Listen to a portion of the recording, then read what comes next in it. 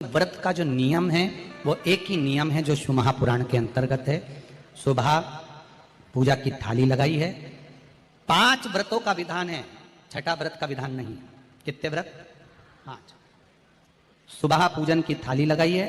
पूजा की थाली, अभिषेक का सामान सब लेकर आप मंदिर में जाइए। शिव मंदिर में जाकर बाबा का जल अभिषेक पूजन करिए जिस हिसाब से आप करते आए हो। पूजन की थाली में सामान उतना रखना जो शाम को भी आपके साथ चला जाए, अलग से नहीं रखना पड़े।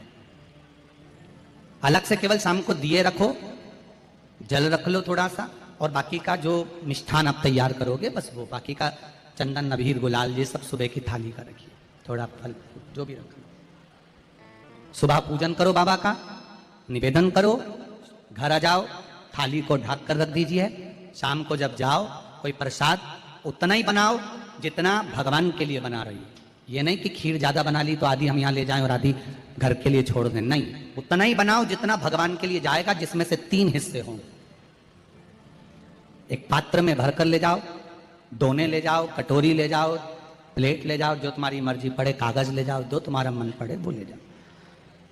6 दिए लेकर जाओ, बाबा के मंदिर में जाकर पूजन अर्चना करो। शाम को अभिषेक नहीं करना है, केवल छींटा देना है।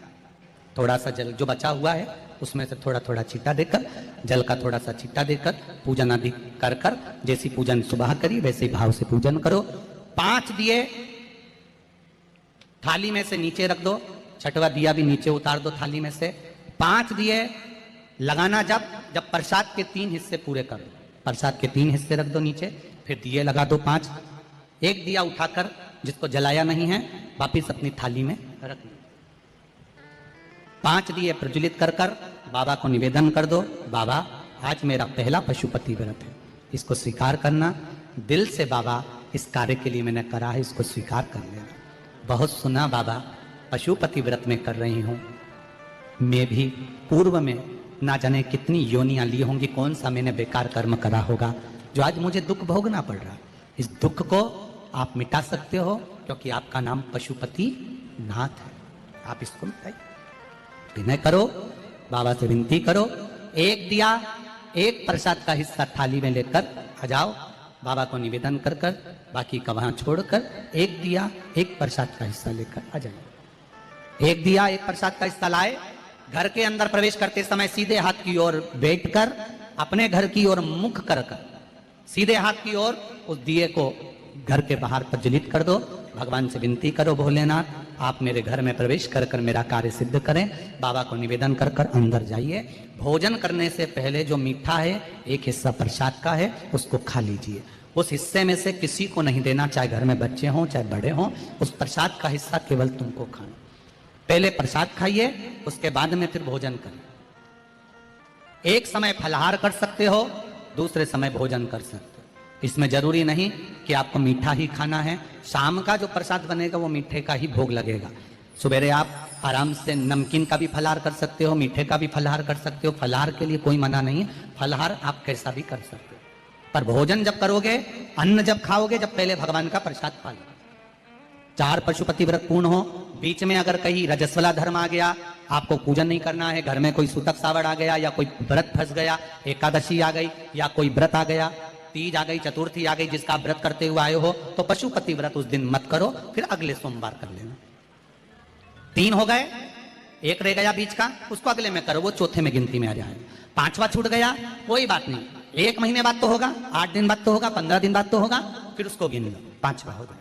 महाराज ऐसे 5वां व्रत जब आए, 5वें व्रत के दिन शाम को जब पूजन करने जाओ, एक श्रीफल, कुछ रुपए, 11 रुपए आदि जो भी है, नारियल पर रखकर बाबा को विनय कर कर, बाबा आज मेरा पशुपति व्रत पूर्ण हो रहा है, आपकी कृपा हो, मेरी झोली भरना बाबा, विनती करो। और वो श्रीफल रुपया रखकर 5 दिए लगाकर, एक दिया वापिस लेकर, एक हिस्सा प्रसाद का लाकर दहली पर अपने वही दिया लगाकर अंदर प्रवेश कर कर भोजन ग्रहण करो। बाबा को निवेदन कर लो। पशुपति व्रत का कोई उद्यापन नहीं है, पशुपति व्रत का एक ही उद्यापन है, जो श्रीफल और 11 रुपए आपने मंदिर में रखे हैं, वो उद्यापन के भाव से रखे हैं, भगवान को नमन कर कर रखे हैं। ये पशुपति व्रत। अब दुनिया के लोग इसको पशुपति व्रत को कहीं इतनी बत्ती लगा दो, तो इतनी बत्ती का दिया लगाओ, तो ऐसा करो, तो गलत। उसका नियम जो है वो एक ही, उस नियम के अलावा कोई नहीं। आप प्रेम से करो, स्नेह से करो, उसको दिल से विचारो, मन से विचारो। शंभो शरणे पड़ी, मांगू घड़ी रे घड़ी, दुख काटो दया करी निदर्शन। आप दिल से उसका स्मरण, ये पशुपति व्रत है। एक व्रत करने के बाद अगला जब व्रत करो तो थोड़ा रुक कर करना, एक साथ लगे लगाए व्रत ना करिएगा, थोड़ा रुक कर करिए, इंतजार करो 3 महीने का कि बाबा मेरी ऊपर कृपा जरूर करेगा।